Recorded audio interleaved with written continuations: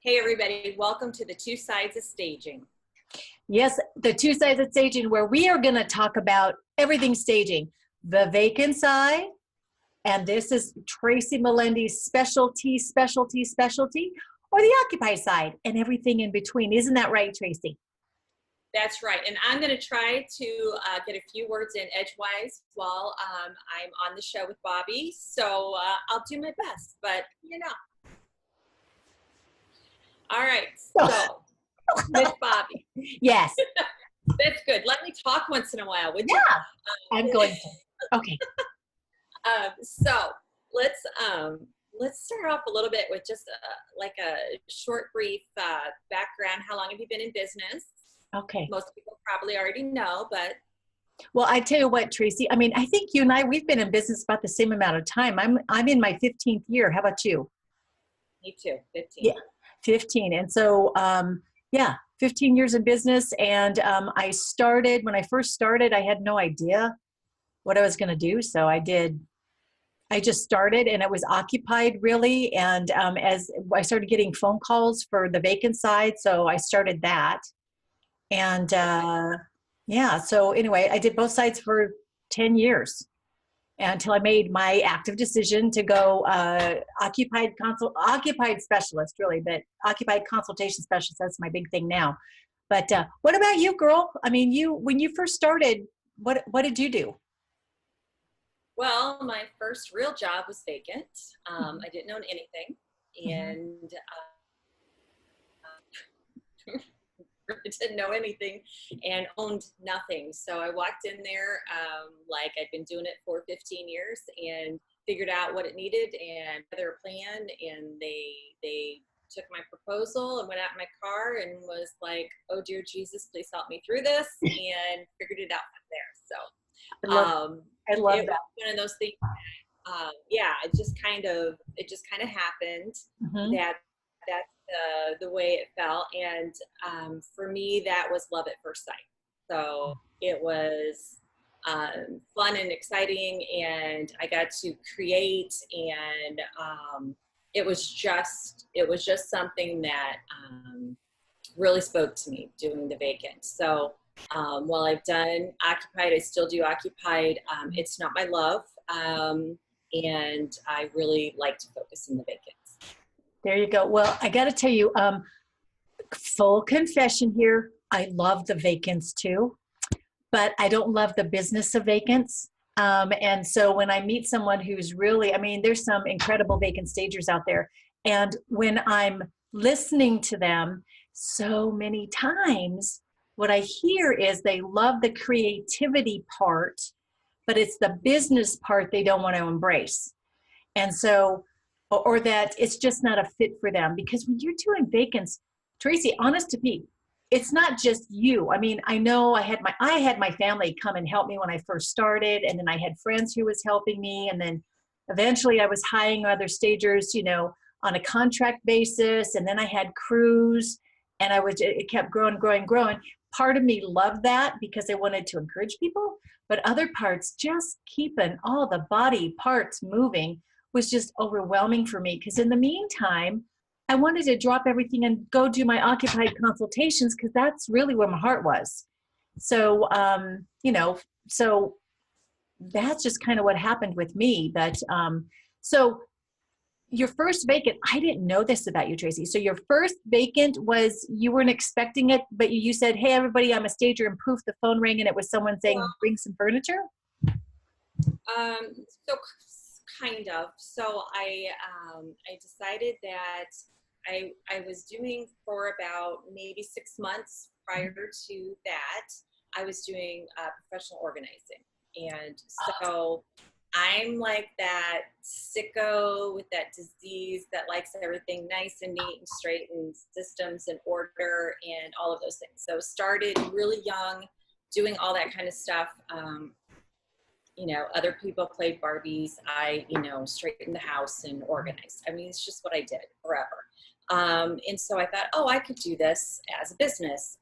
But it didn't take me long to figure out that people on the market just needed help getting all that stuff put away, getting organized, doing those things. So I kind of started moving into that direction. And as I started to market, Mm-hmm. I ended up with a builder who was a realtor who put me with the builder. And the first job out of the gate was that vacant new construction. And it was like, yeah, I love organizing. I love all parts of that. But, you know, the creative side of me, who also as a child was rearranging all the furniture and all that stuff too. So it's just that side of my brain, you know, just kind of lit up, and I'm like, okay, yeah, that's it for me. But the business side of the vacants also, I still love. I think that's part of the organizing side of me. So I think that's why I don't mind figuring out the logistics and the team and all the stuff, because that just uses that side of my brain. Gotcha. Well, that all makes sense to me the more I get to know you more and more. But you know what we forgot to talk about right up front is tonight, this is recorded because life happens within the world of staging. And one of us accidentally scheduled a job right over the time of when we wanted to kick everything off. But you know what? It happens, and that's what happens. But I kind of want to, let's talk about how we would generally do things some more, Tracy, about like what are we envisioning for this whole soiree, for this thing, what we're doing right now. So part of what we would love to have is for feedback and questions and topics that people are interested in hearing more about. We'd love to have other people's information and share their stories as well.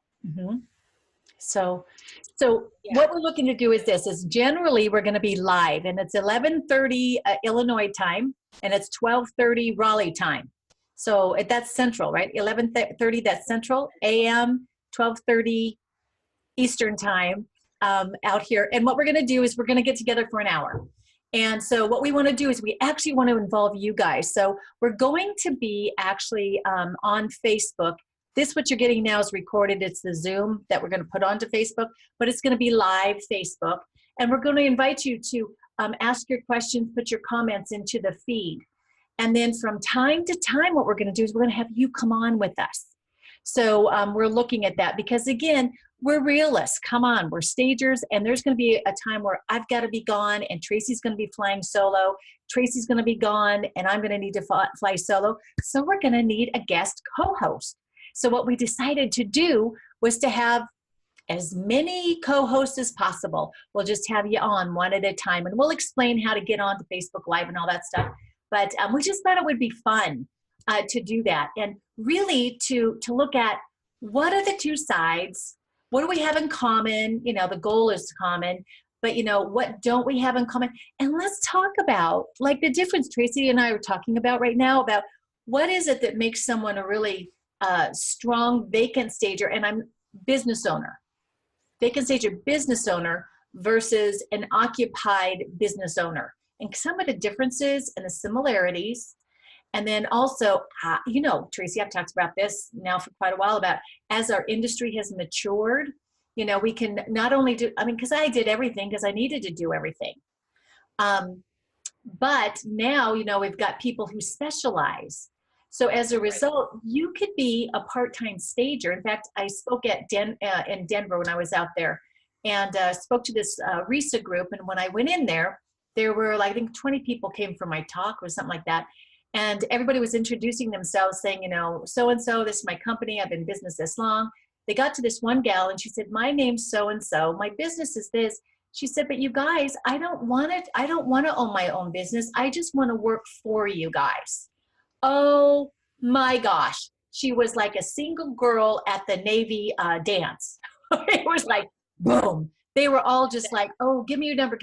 So if you're out there and you want to do that, if you want to be a hired gun without all the responsibilities, oh my gosh, the industry has matured enough. There's space for you.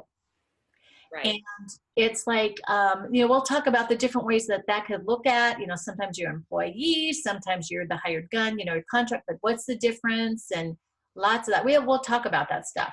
But I'm excited about that. I have people every once in a while reach out to me, but because my business model is not a fit, but I'll send them on to the vacant stagers that I have here in the area. They eat them up. They love them. Right. Yeah, no, that's a wonderful way for people to be able to get into the business, and especially if they're not somebody who wants to deal with all the day-to-day running the business, and they're just really a creative person and want to have that outlet. Obviously, if you own the business, there's an awful lot of the other stuff that comes with that too. So yeah, that's an awesome way to be able to do it without having to carry all that extra burden of non-creativity, I guess. There you go. There you go. Yeah. So let's see. So some of the things you were talking about, how you started and that you fell in love with vacants. And so do you, because I remember my first vacant. I remember my first vacant.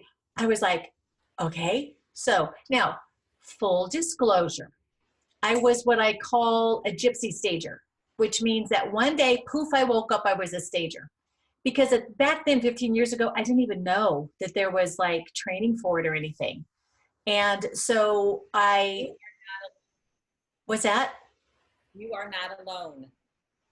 I fell into it too. My training came after I already had the business going. So Me too. Me too.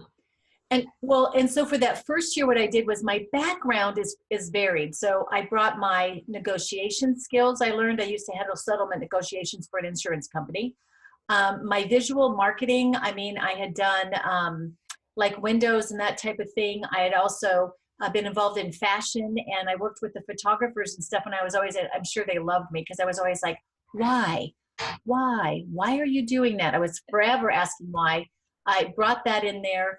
And then understanding, well, I actually took some film classes. And so I was applying what I learned. I love Alfred Hitchcock. We could talk about Alfred Hitchcock and how he's affected the way I stage to this day. Not that it's a scary proposition, no. But I put all of that stuff together and I applied it to what I was doing. And I'll go, maybe someday I'll put up those pictures and show you, because it's my first one. And Be Gentle is my first one. But I remember I put it together. I didn't know how really to price it. And it was going to be me putting it in with help from my kids. And so I put this together, and my install fee was like nothing. I mean, it did not, I probably got paid $1 an hour for that. And then my overall monthly fee was nothing. And then when I look at what I put in, it was nothing. There was like nothing there. But I still, there are basics that still I've built on through the years. But oh my gosh, I just remember. And the worst thing happened. Tracy, guess what happened?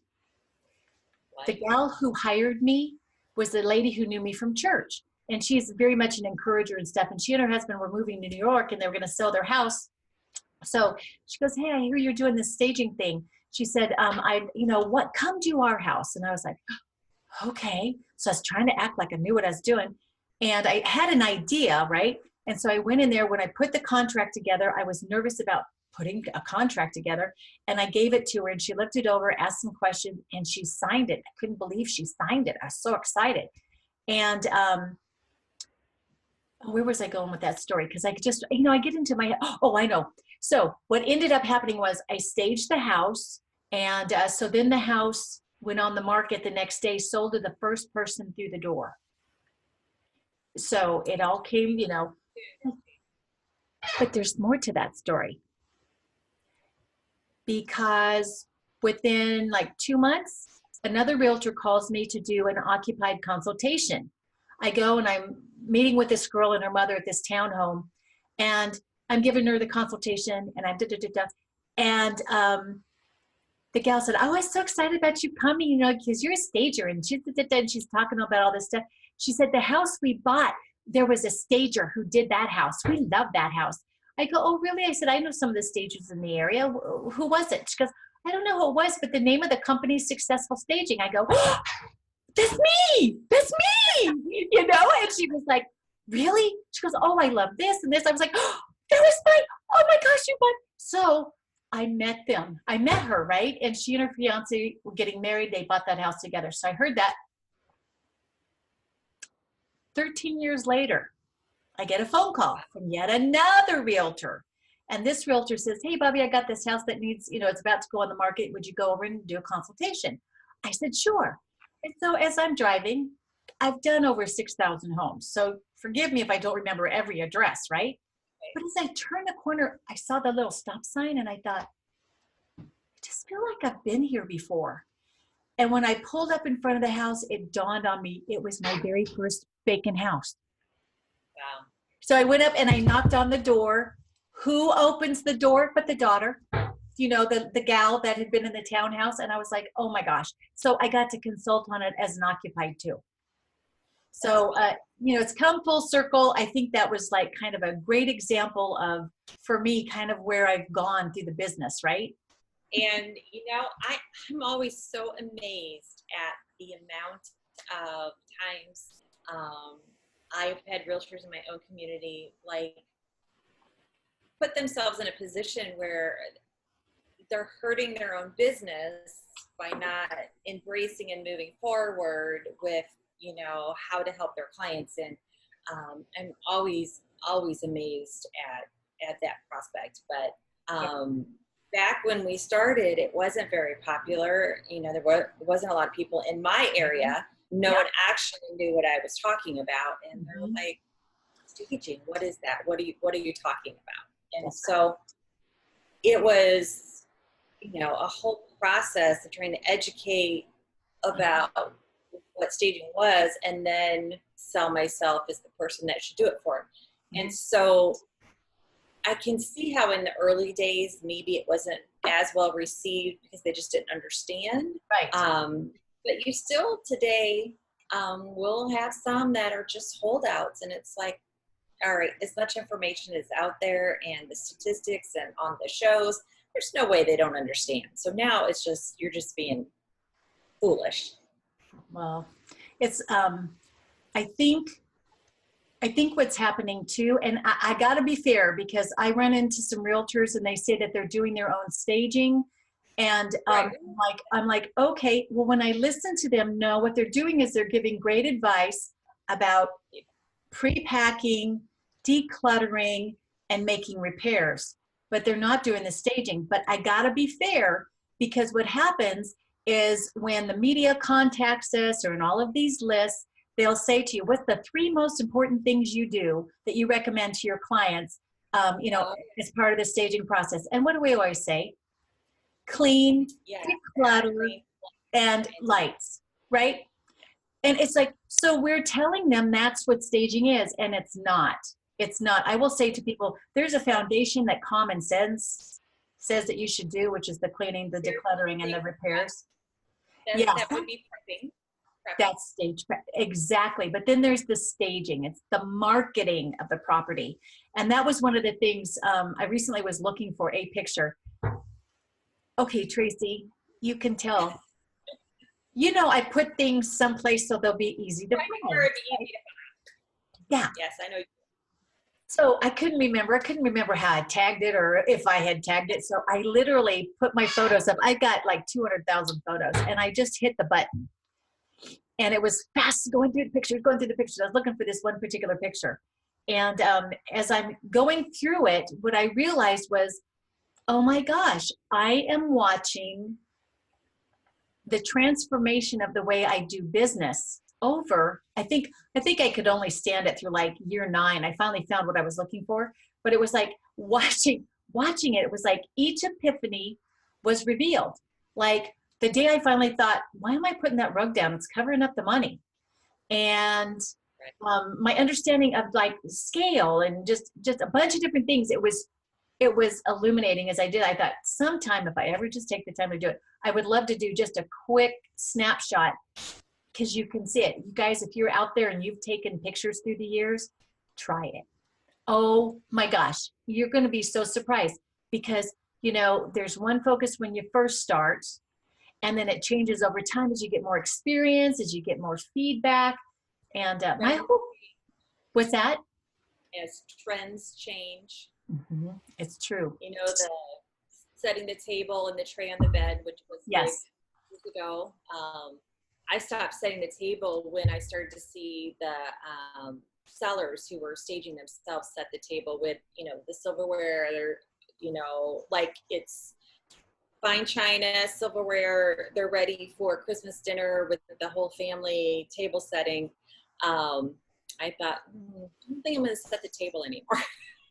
Yeah, I just spoke to, I got a new realtor today. Woo! So he found me through my marketing efforts, which I love because usually it's referral. So to know that what I'm doing is actually working, I'm pretty happy about that.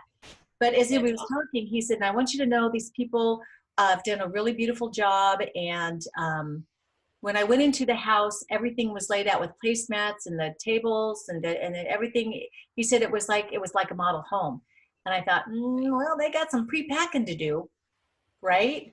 And so I thought I'll train him as I go and explain to him. But we spent a long time talking on the phone. I have a whole intake system that I do, whether I'm speaking to the home seller or to the realtor. And so anyway, I was going through that process with him. And along the way, there's some additional questions I ask realtors that I naturally wouldn't ask sellers. But as I was going through the process, I thought, this guy is savvy. He's got a great marketing mind. And once he understands the whys behind what I do, I know he'll be on board. And he will say, oh, that's beautiful, beautiful. Just be prepared. You know, she may ask you to pre-pack those things. She may. Because sometimes I love it when my realtors just a little bit. She may. Because sometimes I change my mind. But right. Well, and you also don't want your realtors to tell them too much or to set expectations that might be different than what you're going to do, because then it sounds like you guys are giving different advice. Exactly. So that's an important thing. I typically will ask my realtors, have you told them anything that I should be aware of, so that I can be on the same page with you? Or if for some reason I think it should be something different, I can, you know, move that over without contradicting.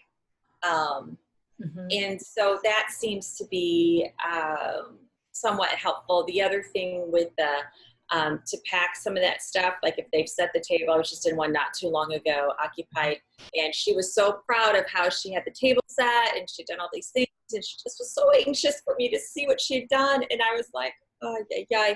Okay, so I just explained it as, we don't want buyers to feel it's staged. We want them just to feel comfortable and experience the house. And if the table is set, that's going to be a subconscious trigger that you stage the house. Their guard goes up. So she was like, oh. And then she was fine with putting it away. But I felt like I was crushing her, as excited as she was to show me the set table.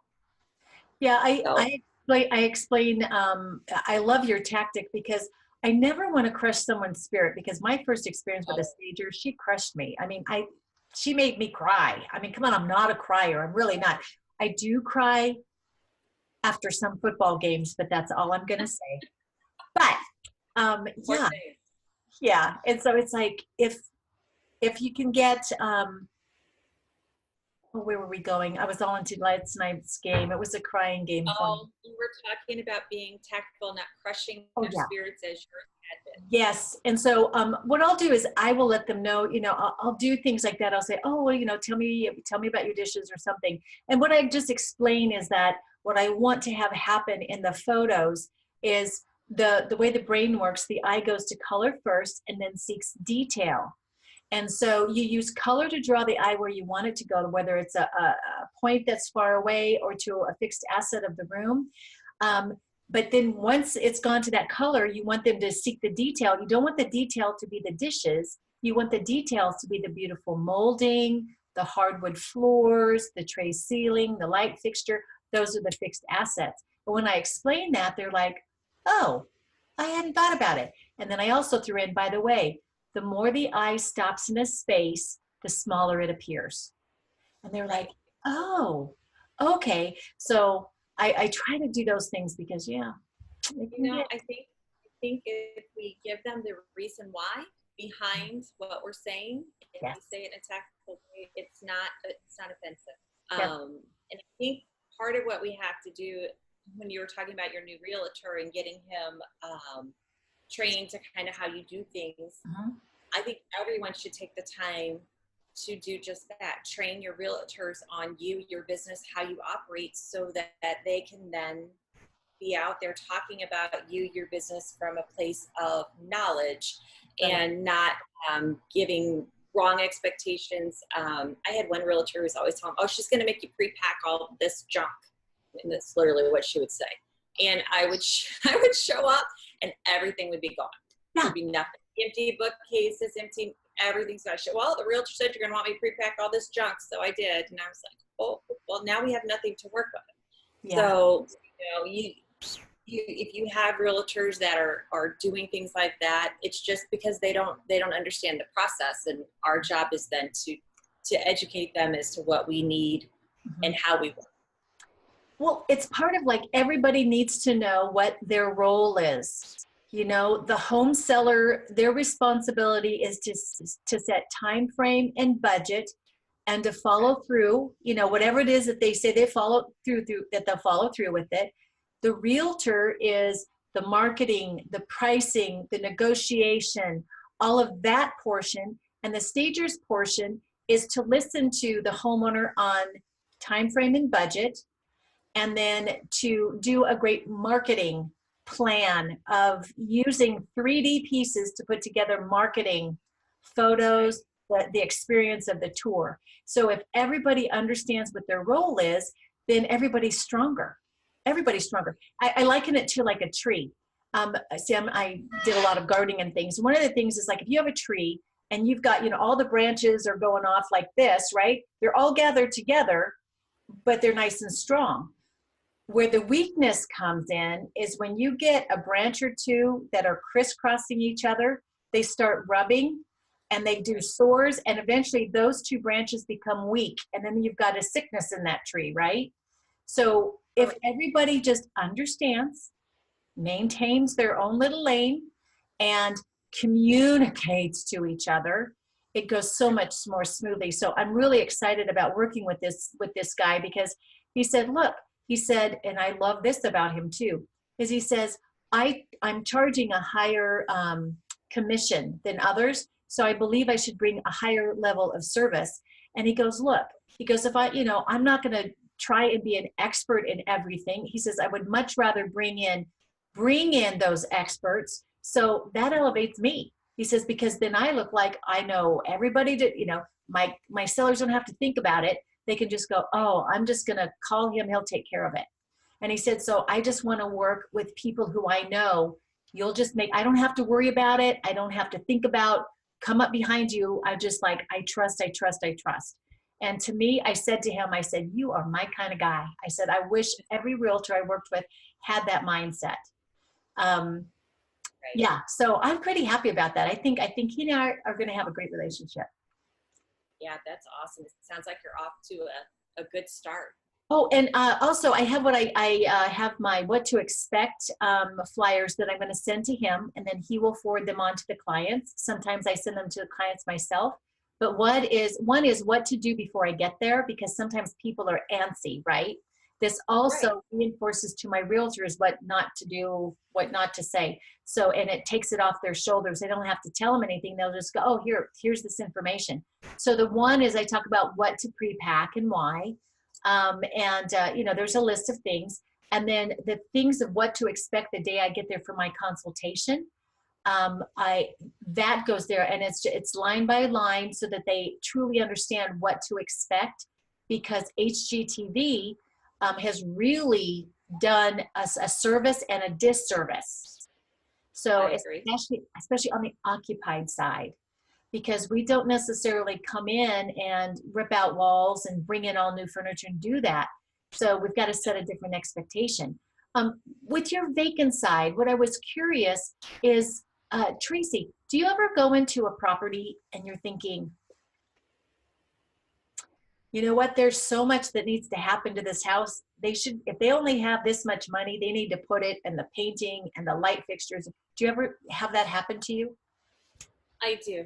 I always have clients' best interest at heart. So when I go look at a house, I am figuring out what needs to happen. So it's not just about putting furniture in. It's about, how do we get this house sold? Mm-hmm. What is it going to take to get a buyer to walk in the door and say, oh my gosh, I'm home, this is my house, I have to have it. And sometimes that is new light fixtures. A lot of times it's removing wallpaper and it's painting, updating the flooring, those kinds of things. So I will give an overall, these are my recommendations. This is what I'm suggesting happens. And I always talk to them of the importance of then not stopping short of that finish line, and that if they're going to invest to paint and update carpet and do light fixtures, if there's any means possible, they also need to stage, because we don't want to get that close to the finish line and then, you know, have an empty house sitting there. As beautiful as it is, will still be empty, and it takes longer to sell. There's less interest. Buyers can't see the scale. All these things I'll share with them. And then, but however, I will tell them that if it's one or the other, it's fix the house, not the staging. So, but about 8 times out of 10 in those situations, they'll embrace the whole package, because they start thinking about it in terms of that big picture. And, you know, as I'm painting that picture for them and I'm explaining the whys, why we need to take down this wallpaper, why do we need to paint these rooms, why does this carpet, well, we'll just give them a carpet allowance. Okay, well, how is that going to benefit you to get somebody through the door to buy the house? It's not. You're going to just be giving money to somebody who is willing to buy it anyway. Because if somebody's decided to buy the house, they would have bought it with or without that carpet allowance. So to me, you're minimizing that buying pool, and it's really not helping you. So I'm a big proponent. If you could give it to them later, give it to them now and just do it. And then of course you hear, but I don't know what to select and I don't know what they're going to want and so forth. And if only you knew somebody who was a professional who would maybe be able to guide you with those decisions. And oh wait, no, she's right here. And Tracy, don't you find this to be true that, I mean, I'll go in and I cannot tell you, I mean, how many homes I've gone in, and there was one guy I'm thinking of in particular. I go into the master bathroom, and he's a bachelor, right? He's lived there 4 or 5 years. I walk into the master bathroom. It was pink stripes with floral wallpaper. And I looked at him, I said, Johnny, when did you put up the wallpaper? And he goes, I didn't. He goes, when I bought the house, I told myself the first thing I was going to do was tear that all down. You know, and paint in here, because I just never got around to it. And that made me laugh, because I thought that's what everybody does. They say, oh, first thing we're going to do is get rid of that carpet. It's 12 years later, they still have the same carpet. And it's like, you know, people have, life gets in the way of that. And, you know, and there's also that vestige of having the list of things to do before it feels like it's yours, right? And so, so picking those colors, I told Johnny, I said, Johnny, you know, you're going to paint this bathroom. He goes, yeah, well, I don't know what color to pick, you know? And so I said, I'll pick it for you. And I said, you're painting the vanity too. And he goes, well, I'm not replacing the countertop. And I go, when we put those colors up, the countertop's going to look brand new. So let me pick the colors for you and you'll be fine.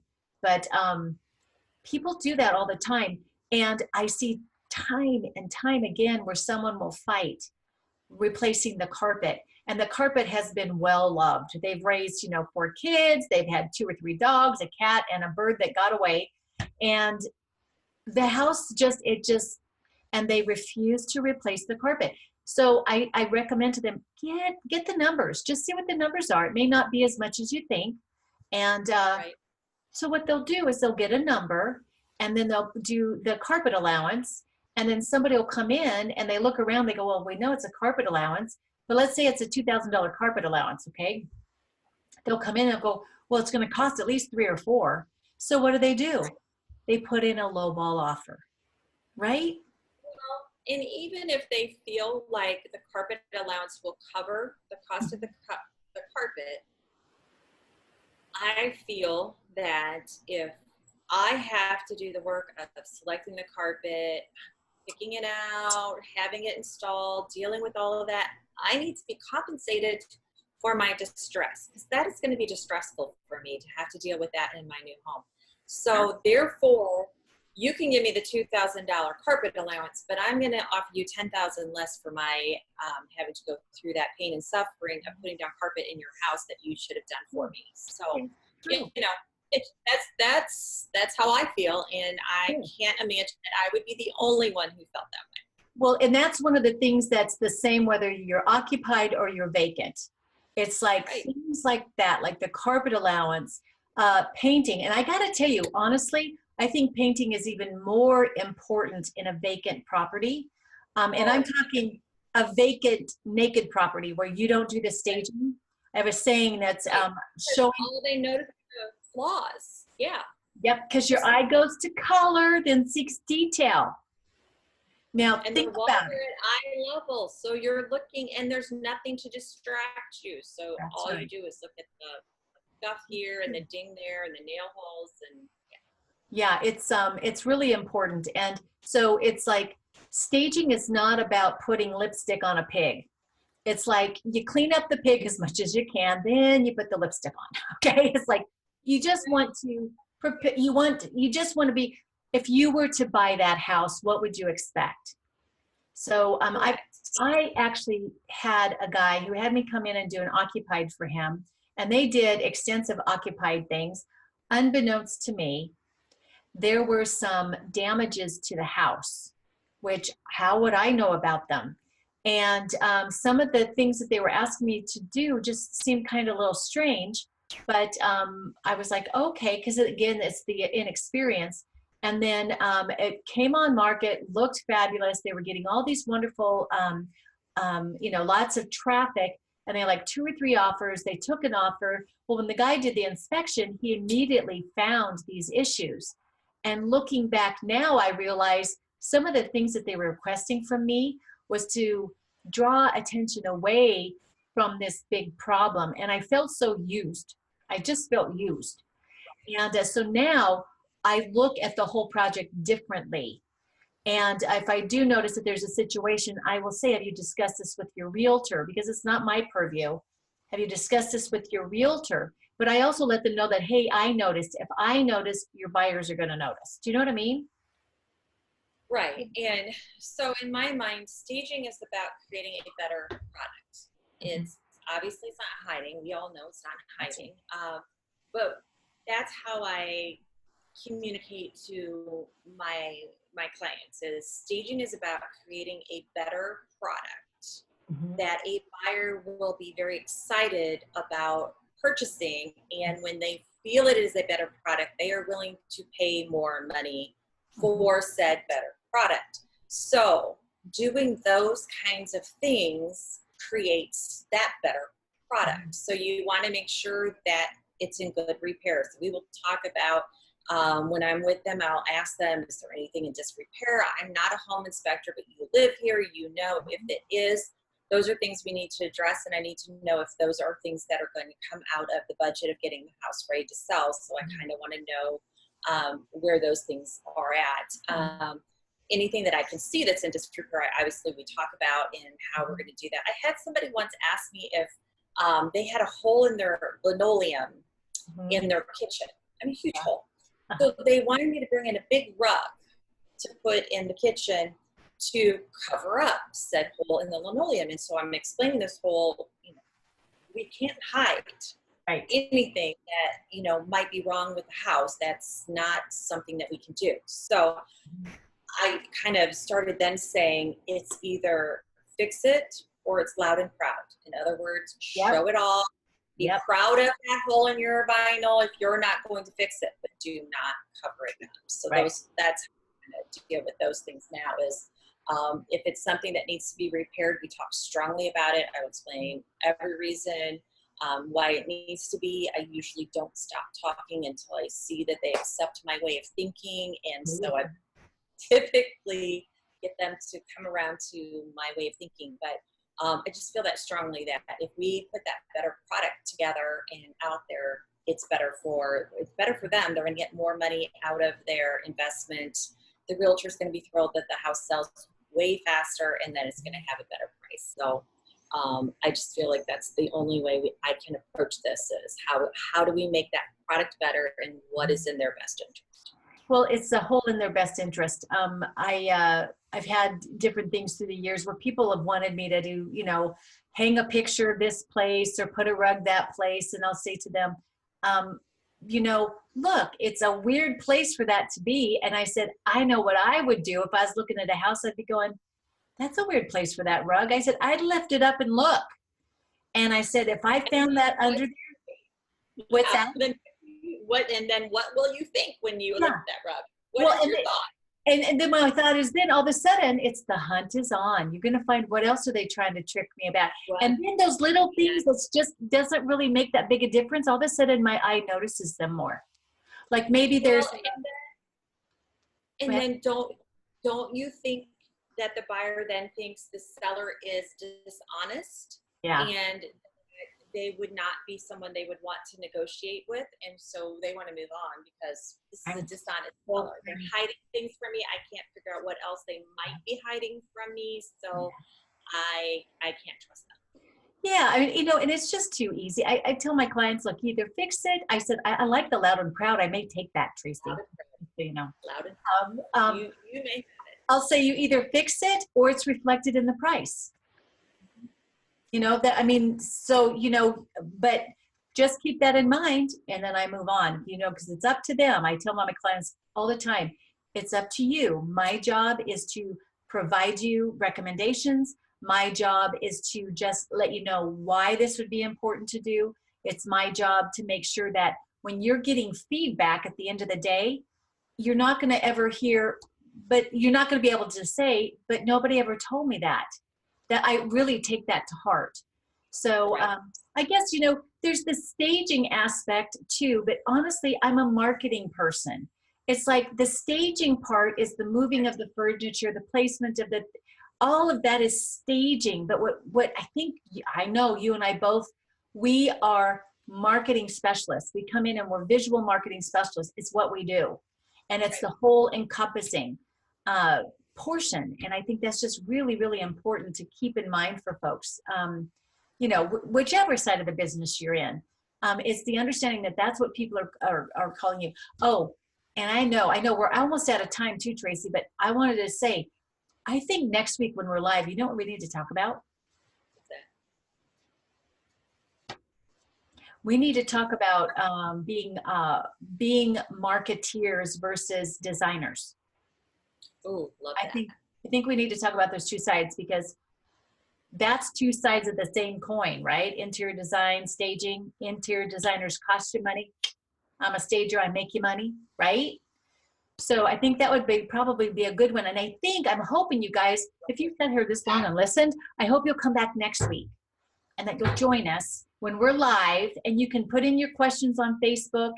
And we're going to figure out all the tech things. So eventually we can get you guys to come on too with us. But anyway, Tracy, anything you want to say? I think that is an awesome topic for next week. Love it. If anybody has any other topics or comments on anything that we've shared, please put it below. Share below and we'll put it into, there you go. See, we're going to go all Tory and go right below. So I don't know if I can make it up to Tory level, but I'll let you do it. So anyway, I mean, I think Tracy, this was our first time. I know that we didn't have the jitters of being live, but I think I'm really hoping that folks will like this and come in. And if you're trying to decide, should I do one? Should I do the other? Should I do both? How can I do one? How can I do the other? Or how can I do both? This is the place to be. Right. Hey. Those would be great topics down the road. Yes. Now, Tracy, this is where we're supposed to have something really like cool to sign off with. You got anything? Bobbie, let me talk a little bit. Hey, come on. All right. You're too easy to give a hard time to.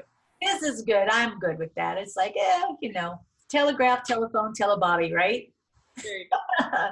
Okay, so until next time, we will see you guys here on Two Sides of Staging. See ya.